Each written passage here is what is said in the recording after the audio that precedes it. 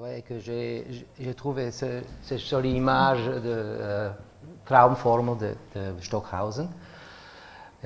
Donc, je m'attache un peu au sujet diagramme, formule, qui est aussi très cher à Charles Aloni, évidemment. Et ce que je vais raconter ici, ce n'est pas que des résultats, mais c'est plutôt un programme qui se relie au premier chapitre du livre que je suis en train d'écrire sur mon cours que j'ai fait en printemps. Alors, je vais être plus précis dans une minute.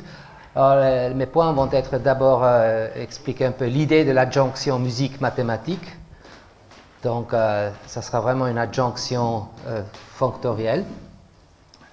Donc, tu vois, j'essaie toujours d'avaler tout dans les mathématiques, donc même la musique va être représentée dans des foncteurs adjoints. Et pour ce faire, je vais parler d'une chose horrible, qui sont les carquois de Gabriel. Gabriel est Pierre Gabriel, le mathématicien. Et lui, il aime un langage très tordu, qui fait peur, n'est-ce pas? Alors, les carquois, c'est les graphes orientés, ou les schémas de diagrammes, comme on appelle. Le carquois, c'est quelque chose qui contient des flèches, n'est-ce pas? Et c'était, je crois, Gabriel a inventé ces mots. Après, je vais parler des spectroïdes, des formules. Donc, les spectroïdes, c'est encore un langage à la Gabriel qui généralise les spectres premiers des anneaux, les schémas. Et puis, bon, je vais esquisser l'adjonction de cette idée d'adjonction. Je vais préciser un peu. Et à la fin, je vais parler de la logique diagrammatique qui est au centre de ces constructions. Bon, d'abord, l'idée de l'adjonction musique-mathématique. Je suis en train d'écrire ce bouquin qui s'appelle, maintenant il s'appelle La vérité du beau dans la musique. Donc, c'est une extension du titre du beau dans la musique de Hans Lick, Das musikalisch Schöne. Donc, j'ai étendu, j'ai ajouté, si vous voulez, la catégorie du vrai logique. Donc, dans cette introduction, que j'ai commencé cet été, je m'occupe un peu du problème des mathématiques dans la musique. Et beaucoup de gens sont persuadés que les mathématiques, ça veut dire faire des calculs, écrire des formules, ça ne peut absolument rien apporter à la compréhension de la musique. Donc, je me suis demandé pourquoi ces préjugés existent, pourquoi on pense que les mathématiciens, ils ne font que calculer et ils ne pensent jamais. Il ne faut que des calculs, ils font des formules. Tandis que, de l'autre côté, ça se voit? Ah oui, c'est là. La musique, c'est plutôt un geste, c'est un mouvement, c'est concret. Et les mathématiques, c'est très abstrait. Alors, je me suis demandé si c'est vrai comme ça, et je crois que c'est pas tout à fait vrai. Ce n'est pas vrai que les mathématiciens font que des formules. Je crois que les formules sont qu'un résultat disons, de l'essence de la création de connaissances. Et je crois que cette création a vraiment beaucoup à faire au geste. Donc, je crois que la formule n'est que, si vous voulez, une chose condensée qui contient un résultat d'un jeu de gestes. Et d'autre côté, je crois que la musique ne se réduit pas au pur geste, mais je crois qu'il y a beaucoup de formules, il y a beaucoup de génériques, d'abstraits dans la musique. Et j'ai commencé à relire ce livre de Hermann Kronen qui s'appelle Formelkomposition. C'est un livre en allemand sur les compositions de Karl-Heinz Stockhausen. Je crois que, je ne sais pas si c'est un moment magique dont tu viens de parler, mais je crois qu'il y a toujours un vecteur vers quelque chose espèce de formule, vérité générique dans toute pièce concrète. Et je crois que c'est Helga Delamotte qui a dit que la musique a beaucoup plus succès dans la représentation des vérités abstraites de l'univers que toutes les sciences. Ça, c'est vraiment une provocation très, très forte, n'est-ce pas? Elle dit en allemand: Die Musik hat in ihrer Fähigkeit, die abstrakten Prinzipien des Universums darzustellen, die Wissenschaften übertroffen. Ça, c'est vraiment très dur, mais je crois qu'il y a un noyau qui est vrai, c'est-à-dire ce vecteur vers des vérités abstraites, générales, que ce soit la formule de Stockhausen ou la tétractys dans les principes de Pythagore. Donc, bon, ceci étant, je crois que c'est des réalités complètement différentes, écrire des formules, faire des mathématiques, et composer de la musique, écrire des compositions, jouer la musique. Mais je crois qu'il y a des relations, dans un certain sens, adjointes, n'est-ce pas? Alors c'est la première idée qui m'est venue. Je ne veux pas identifier les deux disons, réalités, mais je crois qu'il y a des relations dans le sens que la musique, si vous voulez, part d'une formule et la compose et la déploie dans un geste. Et là, si vous voulez, une harmonie abstraite, une formule abstraite, vous pouvez prendre la formule du dodécaphonisme ou de Stockhausen ou n'importe, et après, celle-là, elle est déployée dans un monde de gestes. Et dans l'autre direction, je crois que les mathématiques ont beaucoup à faire avec une condensation de gestes dans des harmonies de gestes. Si vous pensez au diagramme dans les formules, n'est-ce pas, vous avez toujours un diagramme commutatif. Une formule, ça veut dire vous avez deux chemins qui donnent le même résultat. Hein? Soit vous faites une intégrale, soit vous faites un calcul algébrique, je ne sais pas quoi. Une équation veut dire j'arrive au même résultat par deux chemins. Donc je démarre avec des gestes, des mouvements, des procès, des opérations mathématiques. Je prends deux chemins et j'arrive au même but. Donc je crois que ça, c'est un peu ce qui arrive très souvent. Donc c'est un peu ici l'hypothèse que les mathématiques partent des gestes, ils arrivent aux harmonies, aux formules, qui sont pour moi une espèce de condensation. Donc il y a deux mouvements qui, dans cette introduction du livre, sont explicités un peu plus en détail. Bon, ici, ça doit suffire. Alors, je me suis demandé si on peut réaliser ça dans le langage des mathématiques, c'est-à-dire créer des catégories qui s'appellent la catégorie des gestes, la catégorie des formules, je ne sais pas quoi c'est, et puis après, définir des foncteurs, l'un s'appelle musique, l'autre s'appelle mathématiques, si vous voulez, de sorte que ces foncteurs soient adjoints. Bon, alors, c'est ce programme que je vais esquisser ici, et je crois que peut-être il y a des mathématiques qui sont assez aptes pour un tel programme. Alors, je parle des Carquois de Gabriel. Alors, il y a la catégorie que j'appelle Carquois, c'est la catégorie des graphes orientés que tout le monde connaît. Mais dans ce contexte de la théorie des représentations, des algèbres de dimension finie, ou toute cette théorie de ces gens-là, ça s'appelle des Carquois. Bon, alors il y a catégorie, on prend qu'est-ce que ça veut dire? On a un ensemble de flèches, F, et on a deux applications dans un ensemble de vertices, de vertex, qui veut dire, on prend, comment dit-on, les deux points, le début et la fin, je ne sais pas comment ça s'appelle en français. Comment?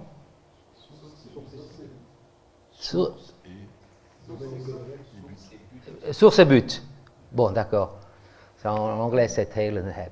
C'est à cause de ça que c'est un TNH. Voilà, source et but. Et bon, ça, c'est les points, les vertex. Et puis, vous avez un ensemble de flèches. C'est mieux compris quand on le dessine comme ça. Alors, il y a des loupes. Et il y a aussi des flèches multiples. Donc, c'est un truc assez général. Si vous avez un deuxième Carquois, alors c'est facile de dire ce que c'est un morphisme. Donc, vous avez deux applications U et Q. Un sur les flèches, un sur les vertex, de sorte que les deux points associés commutent avec ces applications.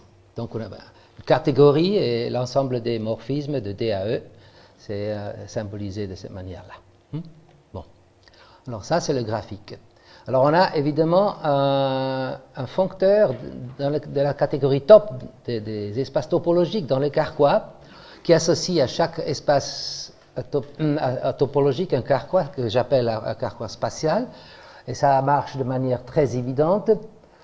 Donc les flèches, c'est toutes les courbe continue dans un espace topologique. Par exemple, l'espace de musique où vous avez position, temps, touche, un espace qui est utilisé pour décrire des gestes des instrumentalistes. J'en ai parlé dans mon cours, n'est-ce pas? Donc, les flèches sont ces courbes. Et vous avez deux flèches qui associent à chaque courbe, une fois le début et une fois la fin, la valeur 0 et la valeur 1. Donc, deux éléments de x. Hein. C'est ce que j'appelle alors le carquois spatial. Donc, c'est l'ensemble de toutes les flèches, n'est-ce pas? Ce n'est pas encore une catégorie, mais c'est l'ensemble des courbes, vraiment. C'est évident que si vous avez des applications continues de x à y, alors vous avez un foncteur qui associe à chaque application continue f de x à y, une application sur les courbes, et en fait, c'est un morphisme des carquois spatiaux associés. Donc c'est tout très canonique, c'est-à-dire vous créez un espace de courbes. Bon, alors un geste, pour moi, c'est un morphisme d'un carquois dans valeur dans un carquois spatial. Donc c'est quoi? Alors vous avez un carquois, et vous avez, si vous voulez, son image dans un espace, vous le réalisez en termes de vraies courbes. Hein.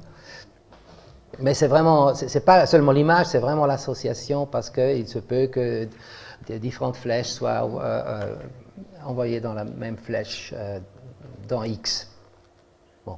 Alors un geste, pour moi, c'est, si vous voulez, une représentation d'un diagramme abstrait, hein, dans un espace, et dans le sens que chaque flèche abstraite est vraiment réalisée en tant que vraie courbe continue.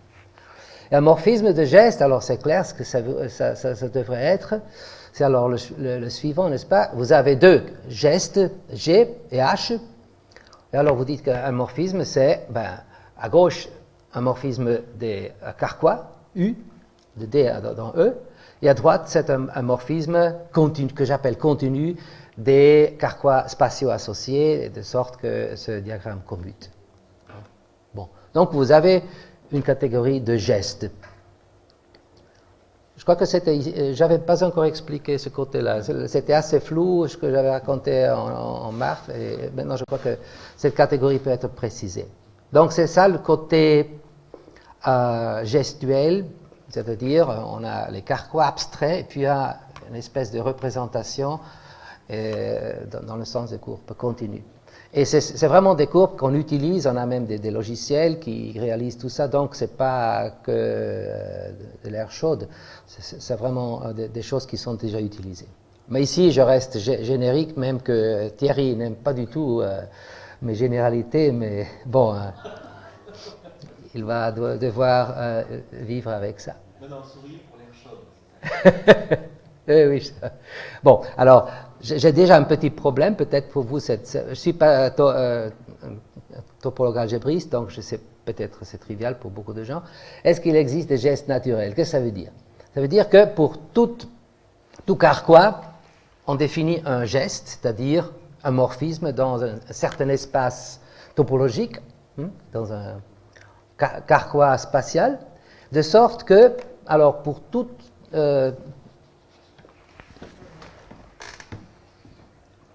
morphisme entre carquois, il y a alors, si vous voulez, une fonction continue sur ces espaces dont le morphisme de carquois spatiaux associés rend commutatif ce truc. Alors ça veut dire, en termes mathématiques, on veut une transformation naturelle, G de D, n'est-ce pas, qui transforme l'identité sur les carquois dans le foncteur qui associe le carquois spatial.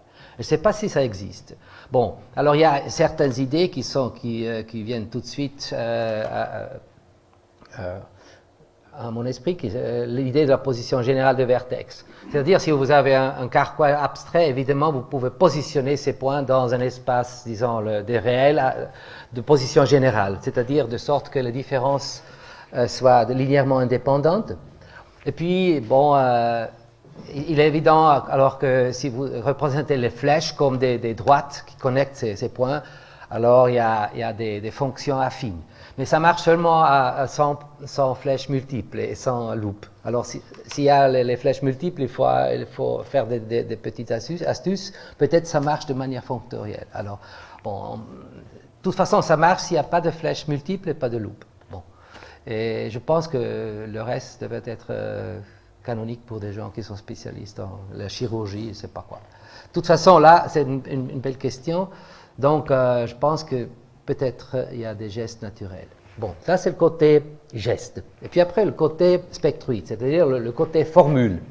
Alors là, il y a un passage du gestuel aux formules. Alors, ça se réfère au très joli livre qui s'appelle La théorie et représentation des algèbres. C'est le volume 8, algèbre 8, de Springer, Encyclopedia of Mathematical Sciences. C'est un livre assez dur à lire parce qu'on connaît Gabriel, il est très condensé et beaucoup de choses sont triviales pour lui, et bon, pas pour tout le monde. Donc il y a là la théorie des spectroïdes. Donc c'est pas tellement compliqué, alors il ne faut pas avoir peur du mot. Alors on part d'un corps commutatif, vous prenez les réels pour nous. Hein. Alors un cas spectroïde, S, c'est une catégorie, tout d'abord. Bon, une petite catégorie, dans la plupart des cas. Alors elle est K-linéaire, ça veut dire que les morphismes entre deux objets X et Y forment un cas vectoriel. On peut faire la somme, par exemple les matrices, hein, on fait la somme de matrices, ça c'est un cas vectoriel, et la composition de morphismes est K-bilinéaire. Hein, la composition de matrices, évidemment, elle est bilinéaire dans chaque facteur, donc c'est ce qu'on demande. C'est-à-dire, c'est une catégorie qui est enrichie d'une structure linéaire. Puis, on demande aussi que deux objets sont 2 à 2 non isomorphes. Hein. Il n'y a jamais de copies multiples de classe d'isomorphisme. Et puis, on demande aussi que les endomorphismes pour chaque objet soient locaux, c'est-à-dire que les endomorphismes non inversibles définissent un idéal, le radical de A. Bon. Et on a aussi des conditions de finitude. Normalement, Gabriel demande que les morphismes entre x et y soient de dimension finie.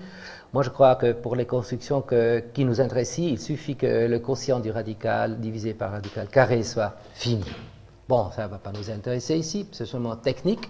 Alors, on a la catégorie des cas spectroïdes, ça veut dire on prend toutes ces catégories qui sont petites et ont toutes ces propriétés, et puis on regarde les foncteurs. Bon.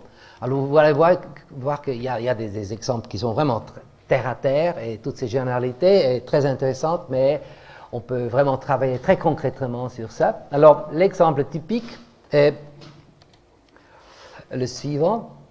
On prend un cas algèbre, on prend tous les modules de k dimension finie, la catégorie de ce module. Alors, on prend la sous-catégorie pleine, c'est-à-dire on prend tous les flèches, mais on se restreint à, disons, un système de modules indécomposables injectifs qui soient non isomorphes l'un avec l'autre. Hein. On prend un ensemble de représentants.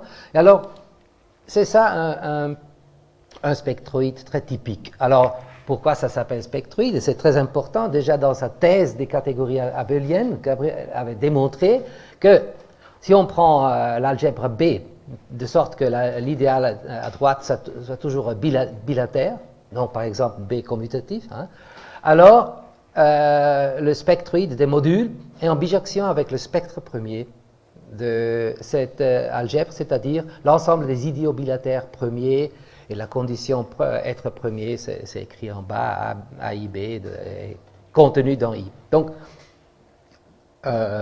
implique A ou B contenu dans I. Donc, c'est vraiment une généralisation de la construction des spectres premiers. Donc, c'est une espèce d'espace géométrique généralisé pour tous les modules au lieu des algèbres commutatives. Bon, ça c'est le truc général. Maintenant, je vais esquisser l'adjonction. Hein. Alors, on a deux catégories. D'un côté, vous avez les carquois qui sont, si vous voulez, les diagrammes, la pensée diagrammatique. De l'autre côté, vous avez les formules qui sont ces spectroïdes. Donc, je vais expliquer pourquoi j'appelle ça les formules. Hein. Dans 2 minutes, vous allez comprendre. Mais de toute façon, c'est là la vraie algèbre, si vous voulez, la théorie dure de l'algèbre. Alors, on a deux foncteurs. Un s'appelle K et l'autre s'appelle C. Et je vais construire de sorte qu'ils soient adjoints l'un avec l'autre. Bon. Alors on va démontrer qu'avec ces foncteurs qui sont très canoniques et proviennent tous de la théorie de représentation des algèbres, ils sont adjoints l'un de l'autre. Donc, qu'est-ce que ça veut dire?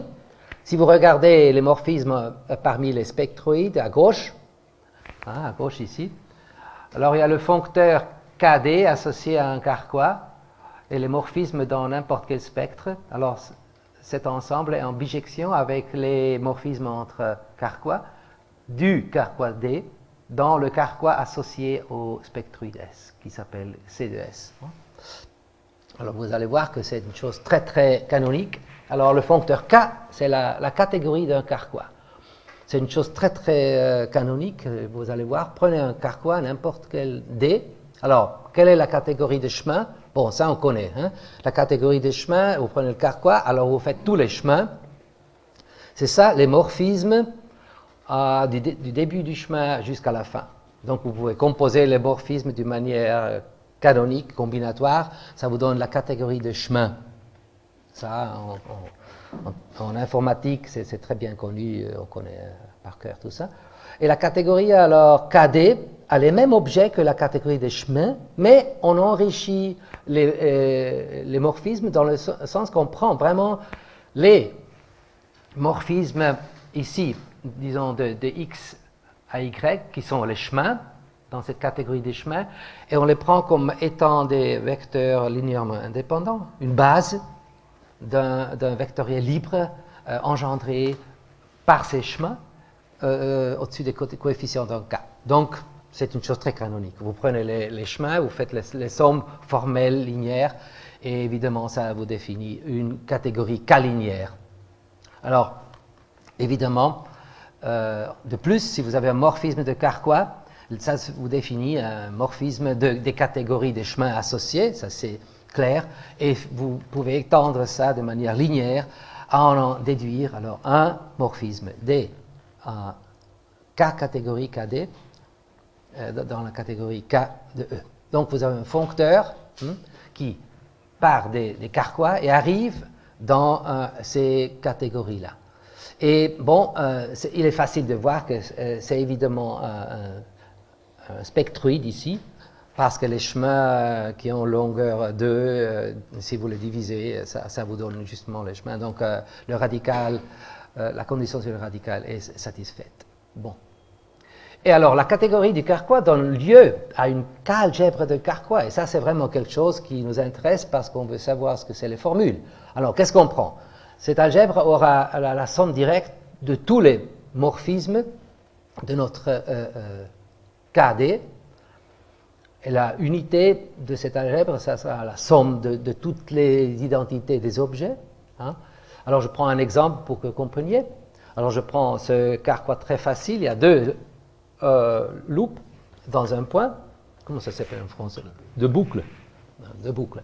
Alors l'algèbre K de X et Y, c'est les polynômes non commutatifs dans les deux indéterminés. Hein, et les chemins, c'est juste une suite de boucles. Et puis vous faites les combinaisons linéaires, donc c'est les polynômes en X et Y, mais non commutatifs. Bon, alors, si normalement vous travaillez dans un quotient, c'est-à-dire vous prenez cette algèbre, vous divisez par un idéal, vous obtenez par exemple les polynômes commutatifs. Si vous prenez par exemple y moins yx, ça vous donne exactement les polynômes commutatifs, etc. Donc on peut dire que si vous prenez un idéal qui est engendré par certaines relations, hein, ça vous donne un quotient, et c'est rien d'autre que les formules. N'est-ce pas? Vous avez des équations polynomiales qui donnent 0, c'est-à-dire vous avez une formule, et cette formule devient vraie dans le quotient. Donc, c'est ici qu'on travaille quand on fait des formules, quand on fait de l'algèbre, géométrie algébrique, des choses comme ça, on travaille avec des formules. Donc, on retrouve ici, si vous voulez, les diagrammes commutatifs avec les flèches qu'on a ici, c'est-à-dire tout le travail qu'on fait à gauche ici dans les carquois et leurs quotients, c'est le côté des formules. Hein. Par exemple, une forme de ce type-là. Bon, alors, l'autre, c'est le foncteur qui est associé à un spectroïde un carquois. Alors on prend un spectroïde, c'est très facile à faire. Quel est le carquois? Bon, tout d'abord, les points, c'est les objets de la catégorie. Hein. Et puis on prend les flèches. Bon, combien de flèches de x à y on prend? On prend exactement la dimension du radical de xy divisé par son carré. Bon, alors, c'est un petit truc qu'on construit comme ça. Donc, d'un objet algébrique, on déduit un objet combinatoire. C'est ça que Gabriel appelle le carquois associé au spectroïde. Alors, il y a évidemment une adjonction qui est très jolie, je trouve, et qui a à faire avec le foncteur display de Gabriel. Je ne sais pas ce que ça veut dire en français, display. Je n'ai jamais vu le mot dans le texte mathématique français. Display, je peux le laisser? Je sais pas. On ne traduit pas. Bonne idée, merci. Alors, on a cette adjonction. Comment on fait? Alors, regardez.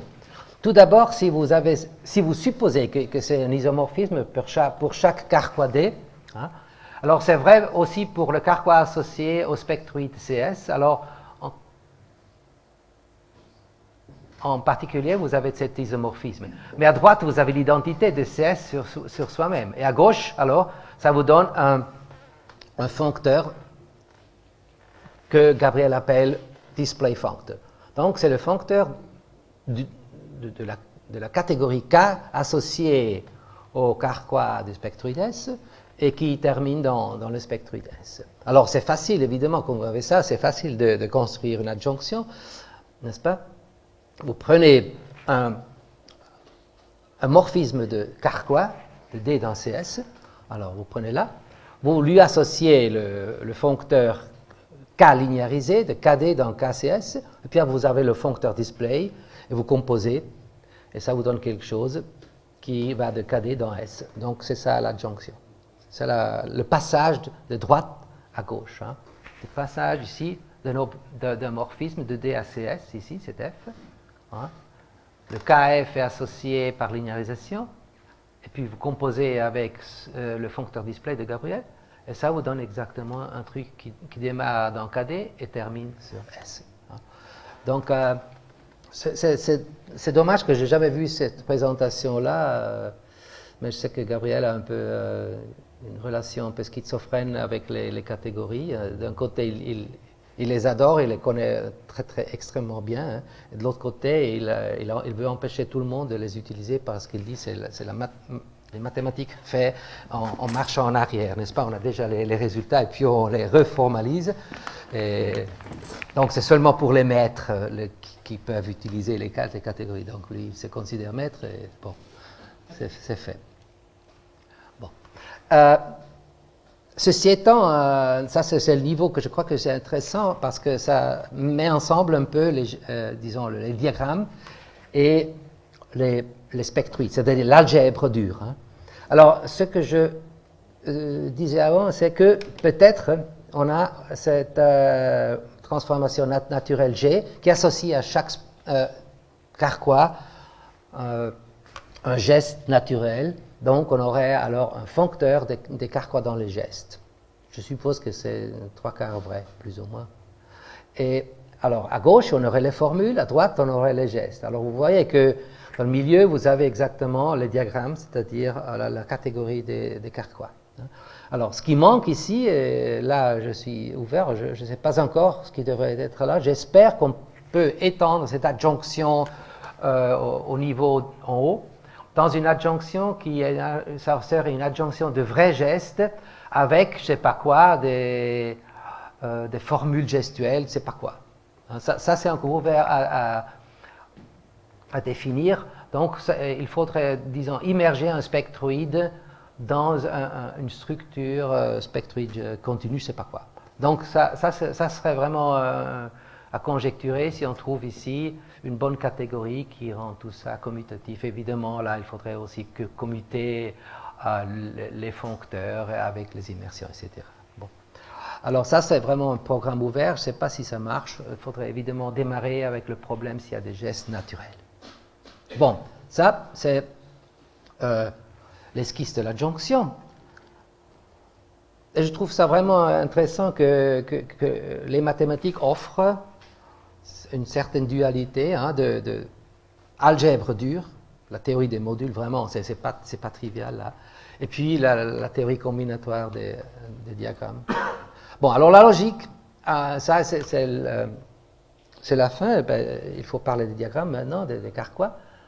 Alors ça c'est un topos. La catégorie des Carquois est vraiment un topos, c'est un fait qui a été découvert par Laguerre.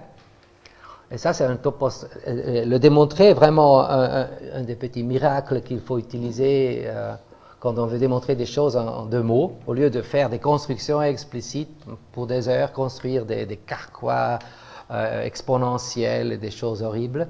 Alors, on fait un seul mot et on sait, c'est le mot magique, c'est automatiquement un topos. Pourquoi?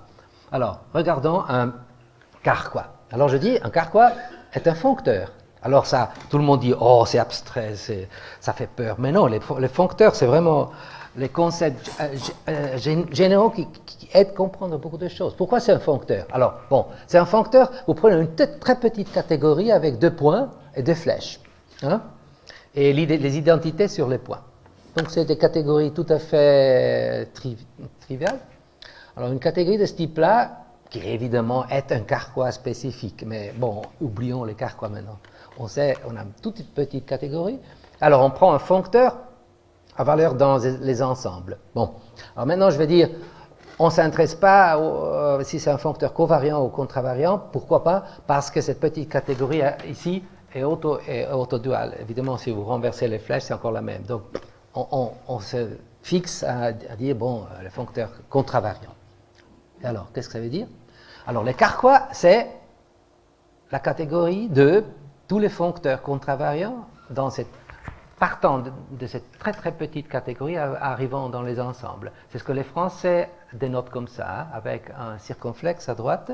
La catégorie avec le circonflexe, c'est les foncteurs contravariants de la catégorie dans les ensembles. Ça, c'est canonique. Hein? Mais on sait, là alors c'est encore Bourbaki, on sait que toute catégorie de ce type-là, foncteur d'une catégorie dans les ensembles, ou plus généralement dans un topos, est encore un topos. Donc on a fini, on a gagné, il ne faut rien dire. Hein? Bon, alors, mais je vais quand même dire deux ou trois mots. Qu'est-ce que tu dis?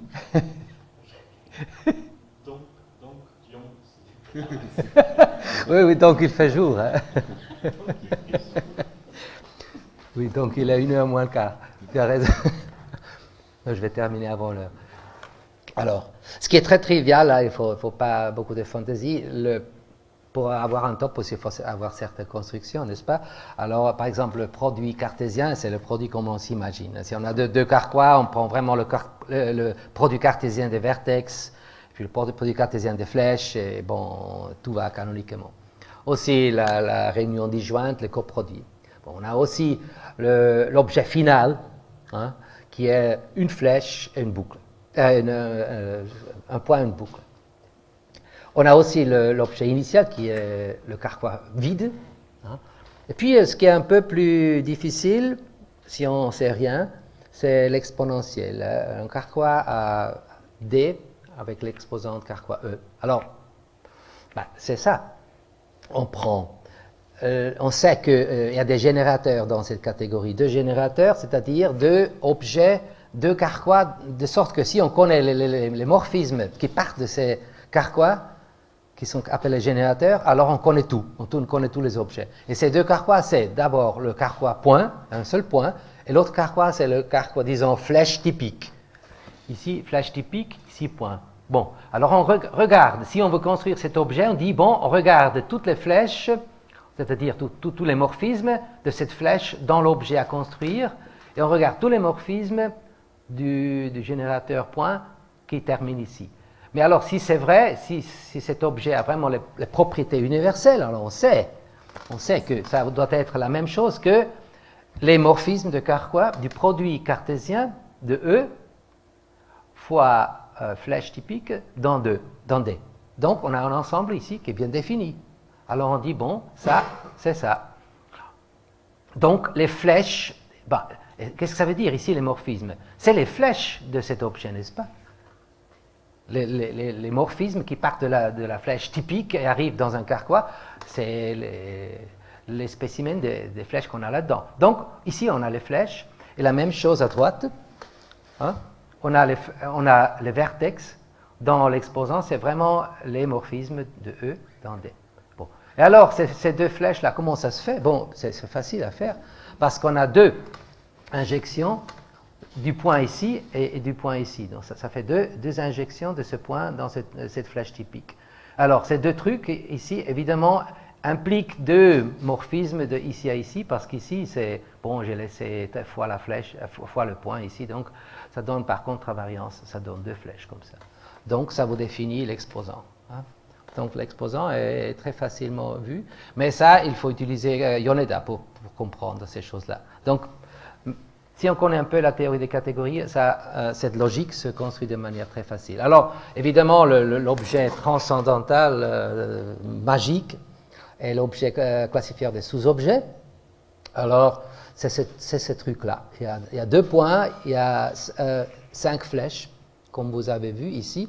Et elles jouent un rôle très spécifique, ces flèches. Alors, on voit un peu. Il s'agit de classifier les sous-carquois d'un carquois donné avec cet objet. C'est la même chose que l'objet 2 dans les ensembles qui contient 2 points. Pour définir des applications caractéristiques d'un ensemble, alors vous terminez dans 2, et les points qui vont dans le premier point, c'est les éléments du sous-ensemble qu'on a choisi, et les autres vont dans l'autre point. Donc, bon, il faut faire quelque chose pour les carquois, et on voit tout de suite comment ça marche. Alors, regardons tout ce carquois très grand ici. Alors, le sous-carquois des rouges, les points rouges, les flèches rouges. Bon, alors comment je le spécifie? Je dis, bon, les points rouges vont dans ce point rouge ici, toutes les flèches rouges vont dans la flèche rouge ici. Bon, et au-dessus de ces points, il y a d'autres flèches que je ne considère pas. Alors ces flèches magenta, ou comment ça s'appelle en français, violette, hein, ça en vont dans la flèche, dans le boucle violet. Et puis, bon, qu'est-ce qui se passe? Et puis, il y a des flèches qui sortent de mon sous-truc ici, terminent dans d'autres points. Hein. Par exemple, celle-là, elle est envoyée ici. Les autres points sont envoyés dans le point rouge, point noir. Les autres flèches qui restent dans le complémentaire des points rouges vont ici, dans ce boucle ici. Et puis, les flèches qui partent du complémentaire et arrivent dans les points rouges, ici, par exemple, verte, est envoyée dans la flèche verte. Bon. Ça fait une fonction caractéristique qui part ici et termine ici. Donc, vous avez un morphisme, et c'est ça l'objet classifieur. Un peu plus compliqué.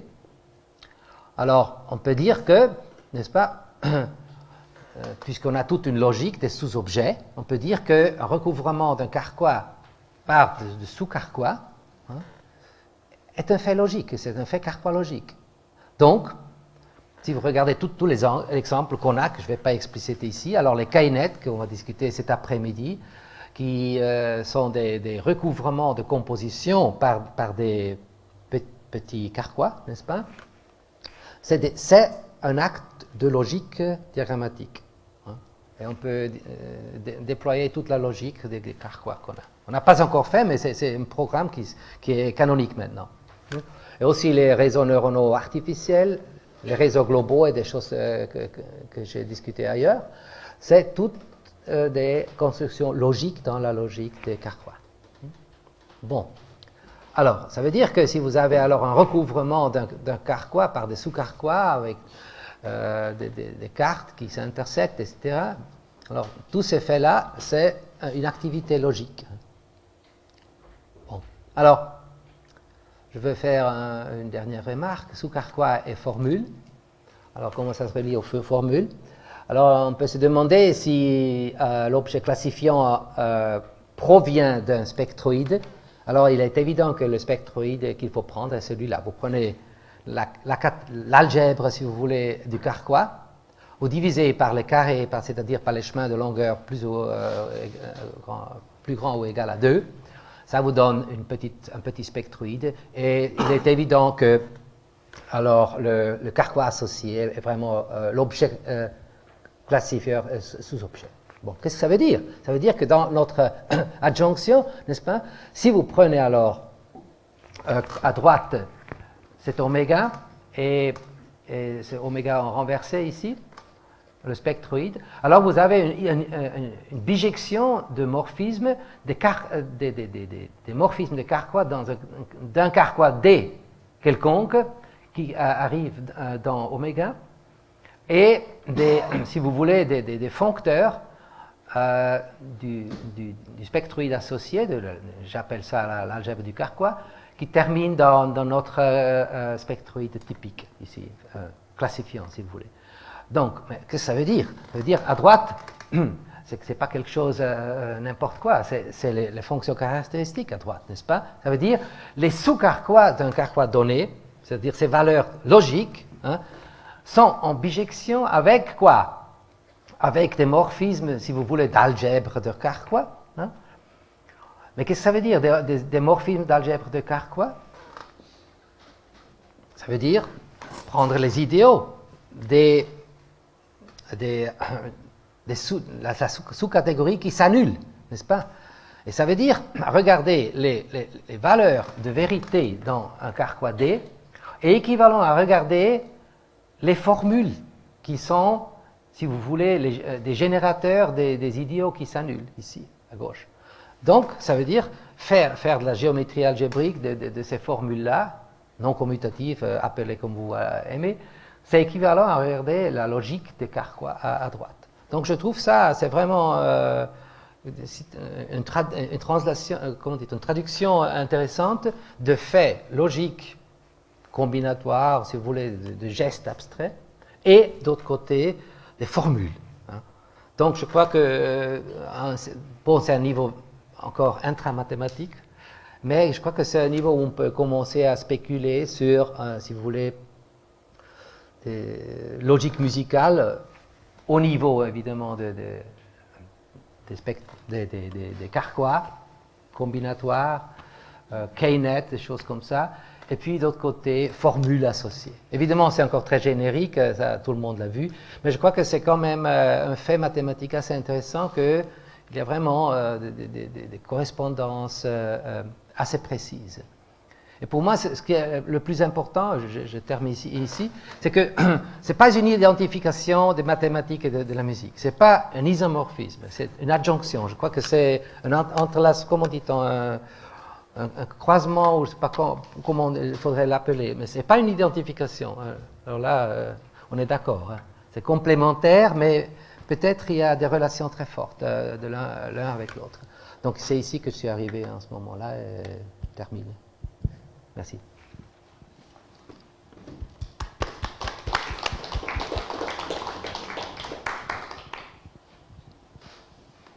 Une question. D'abord, tu n'es pas tout à fait stoïcien, c'est-à-dire c'est difficile d'assentir, pour moi en tous les cas, tout ce que tu nous as présenté, et même à consentir d'ailleurs, parce que je ne suis pas sûr d'avoir suivi tout, mais est-ce que deux questions. Est-ce que tu pourrais nous dire ce que, pour toi, au terme de ça, tu entends par logique musicale, on va dire, enfin, comment tu spécifierais, éventuellement, si c'est possible, ce qui, dans la musique, selon toi, relève de la logique, selon cette problématique-là? Oui. Et à ce moment-là, cette problématique de l'adjonction, qu'est-ce qu'elle dessinerait comme configuration possible avec la logique mathématique, puisque justement donc il ne s'agit pas d'isomorphie mais d'adjonction, enfin comme oui. Est-ce que tu pourrais le thématiser un peu? Bon, tout d'abord, la logique des diagrammes, c'est évidemment une logique de la première catégorie de tes catégories. C'est pas la logique des morceaux ou ni stratégie, c'est vraiment la logique du monde des topos, oui. Mais je crois qu'il y a plus que ça, parce que, et ça c'est le second niveau, n'est-ce pas, le niveau des gestes. Alors, si on arrive à transférer tout ça au niveau des gestes, je dirais que là, alors, on pourrait établir une logique de la production, une logique qui inclut la production concrète de la musique, et pas uniquement configuration logique abstraite, mais vraiment un passage dans un espace de paramètres musicaux, où il y a le temps, où il y a les touches, et toutes ces choses acoustiques et physiques concrètes. Alors je crois que c'est une forme préalable ou une abstraction d'une logique de notre type, peut-être type de, je ne sais pas, œuvre. Parce qu'il y a parce que toi, tu parles aussi de cette formule, je ne sais pas, tu n'en parles pas dans ces mots, mais tu utilises, je crois que c'est un peu peut-être l'idée de Aluni aussi, il y a cette perspective où quelque chose s'ouvre au point clé, où tu comprends beaucoup mieux. Peut-être tu as compris une formule, je ne sais pas quoi, une harmonie de n'importe quoi. Donc je crois que le second niveau de la logique, ça serait plutôt une logique de l'œuvre. Et l'adjonction, alors, par rapport à ça? Et l'adjonction, bon, je pense que dès qu'on veut définir une formule ou partir d'une formule, il faut partir à gauche et il faut regarder si on peut trouver à droite des valeurs de vérité, comme je l'ai fait dans l'image finale. Regardez si on a des formules et puis regardez par adjonction à quel sous-carquois elles correspondent. Donc essayez de transformer une formule en si vous voulez, un geste. Carquois pour moi c'est un geste abstrait. Je ne sais pas plus que ça en ce moment, mais j'ai pensé que c'est utile de vous communiquer, peut-être ici il y a une relation assez puissante entre les deux catégories de pensée. Et à ce moment-là, si je me permets une autre question, est-ce que ceci, par rapport à un débat qu'on avait eu sur le commutatif ou non, rappelle-toi les diagrammes, est-ce que ça déplace, enfin le fait de quitter le terrain de l'isomorphie ne déplace pas justement, laisse plus ouverte la possibilité d'une non-commutativité avec ton idée d'adjonction? Est-ce que je me trompe ou non? Avec l'isomorphie, on était quand même dans le commutatif, non, me semble-t-il. De toute façon, les formules dont je parle à gauche, les relations, c'est pas forcément la commutativité nette de chemin, parce que on peut prendre par exemple l'anticommutativité, un chemin plus l'autre, ou on peut faire des combinaisons linéaires de chemins, c'est-à-dire on a toute une variété de généralisation de la commutativité tout courte.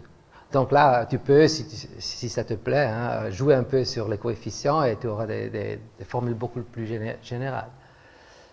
Ça, sur le plan des formules, ça généralise la commutativité. Donc. Non, mais le débat n'était pas là. Était la commutativité dans les rapports entre musique et mathématiques. C'était pas à l'intérieur des formules d'un espace donné. C'était l'idée en... D'accord. Ben oui, c'était ça le débat, qui est selon que tu passes, on va dire, des mathématiques à la musique ou de la musique aux mathématiques, les parcours ne sont pas commutatifs. C'était en ce sens-là. Donc moi je me demandais si ce que tu introduisais comme idée, justement, ça n'est pas, ces rapports-là ne sont pas des rapports d'isomorphie, sont des rapports d'adjonction. Est-ce que ça n'allait pas un peu dans le sens, justement, d'introduire de la non-commutativité dans les circuits entre mathématiques et musique? Ça, il faudrait préciser. Il faut voir les exemples concrets. Parce que dans l'adjonction, il y a beaucoup de choses qui commutent. Par exemple, les limites sont conservées, des choses de ce type-là. Il faut faire attention. Mais là, il faudrait être plus concret.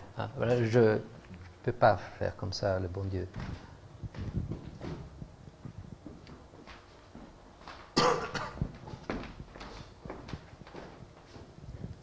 Bon, c'est des commentaires complètement mathématiques, donc ça n'a rien à voir avec la musique. Je ne suis pas vraiment topologue, mais je pense que la réponse à votre question est oui. C'était de savoir si on peut associer à un carquois un espace. Ça s'appelle la réalisation géométrique du carquois. Et elle se fait essentiellement de la manière que vous l'avez décrite. Alors, une manière un petit peu farfelue ou compliquée de la décrire, mais peut-être qu'elle vous plaira, c'est la suivante, c'est de partir d'un carquois, ensuite de prendre la catégorie engendrée, j'ai oublié le nom que vous lui donnez. Des chemins, quoi, non? Oui, la catégorie des chemins. Oui. Alors ensuite, quand on a une catégorie, on peut lui associer un ensemble simplicial, en prenant comme en dimension 0, c'est les objets, en dimension 1, c'est les morphismes, en dimension 2, c'est les triangles commutatifs, etc. etc. Oui. Puis quand on a un ensemble simplicial, on lui associe sa réalisation géométrique. Oui, ça je connais. Voilà. Donc en partant d'un carquois, en suivant tout ça... Oui, mais les flashs multiples. C'est avalé. sur un exemple concret, par exemple, on part d'une boucle, hein, donc, sauf erreur, on va obtenir l'espace classifiant de Z sur 2. De toute façon, je vais suivre cette idée, oui. Oui, il faut suivre. Alors, merci. Donc, le geste, ça ressemble à une adjonction, en fait, une flèche d'adjonction. Une autre remarque, c'est que quand à un espace vous associez à un carquois, en fait, ça perd beaucoup d'informations parce que l'espace que vous décriviez, c'est beaucoup plus riche. C'est un groupoïde, c'est le groupoïde des chemins. Donc, je sais, oui. D'une part, c'est une catégorie, et puis en plus, c'est une catégorie dans laquelle tous les morphismes sont inversibles. Puis en plus, il y a une structure topologique sur. Bon, sur là il faut dire que évidemment les chemins sont encore très abstraits, mais si on les prend modulo reparamétrisation, alors ça donne la catégorie des chemins qu'on peut composer. Hein, et si tu passes à l'homotopie même, alors ça devient de plus en plus intéressant si tu identifies ça. Oui. On peut passer à des catégories quotients, des catégories des chemins, de ces trucs continus. Tu as raison, oui. Je ne sais pas si le groupe fondamental va entrer quelque part ici. J'y ai déjà pensé, évidemment. Ça serait joli si on trouvait à gauche, là, dans cet objet inconnu, peut-être, je ne sais pas, des algèbres de groupes fondamentaux, je ne sais pas quoi. Je n'ai pas pensé, mais il doit avoir quelque chose de ce type-là, là, à gauche. Je ne sais pas quoi. Mais merci.